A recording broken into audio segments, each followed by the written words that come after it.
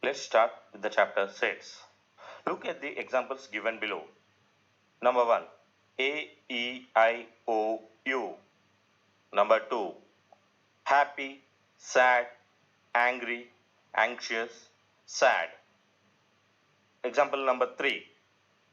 2, 4, 6, 8, 10 up to infinity. What do you observe by these examples? Are they example of collection of vowels in English alphabets? Are they examples of feelings of a numbering human being? Are they collection of even numbers? We come across collections in mathematics too. For example, natural numbers, prime numbers, quadrilaterals in a plane, etc. By these examples, we can say that a well-defined collection of objects or ideas is known as set. Now, the set theory is developed by George Cantor.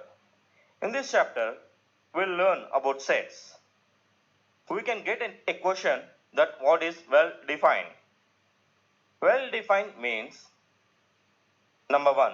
All the objects in a set have some common features. Number 2. It should be possible to decide whether any given objects belong to the set or not. There are two ways to represent a set. Number 1. Set builder form. Number 2. Roster form.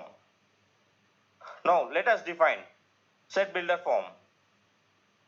A set builder form we use symbols with x comma, y comma, z, etc. The elements of set which is followed by a colon are vertical, after which that characteristic property possessed by the elements of the set is written. This is all enclosed in a curly bracket. For example,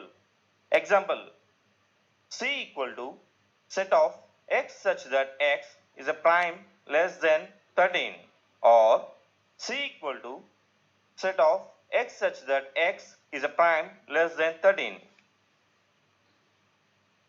Roster form.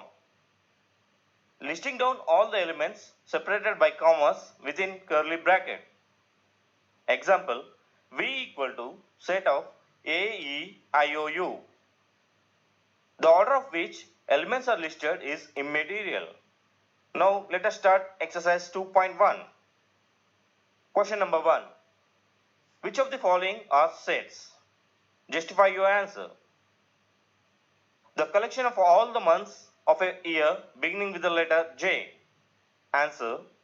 Months of a year: January, February, March, April, May, June, July, August, September, October, November, December. From this, clearly we say that collection of all the months of a year beginning with the letter J is equal to set of January, June, July. Therefore, this is a collection, we can say it is a set. Bit number 2. Collection of 10 most talented writers of India. Answer. Here the term most talented is vague. We cannot judge definitely as to which writer is there in our collection.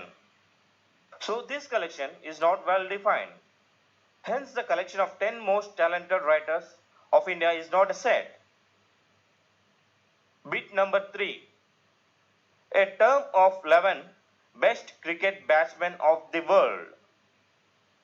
Answer. Here the term best is vague. Any one cricketer is classified as best by one person and excluded by the other. So, this collection is not well defined. Hence, the collection of a term of 11 best cricket batsmen of the world is not a set. Bit number 4. The collection of all boys in your class. Answer. Here we can judge as to which boys are there in our collection or not. So, collection for all boys in your class is well defined and forms a set. Bit number 5. The collection of all even integers. Answer. We can definitely say that the members of this collection are plus or minus 2, comma, plus or minus 4, comma, plus or minus 6, comma, plus or minus 8 up to infinity. Clearly, plus or minus 1, comma, plus or minus 3, comma, plus or minus 5 up to infinity does not belong to this set. Therefore, collection of all even integers is a set. Now, question number 2.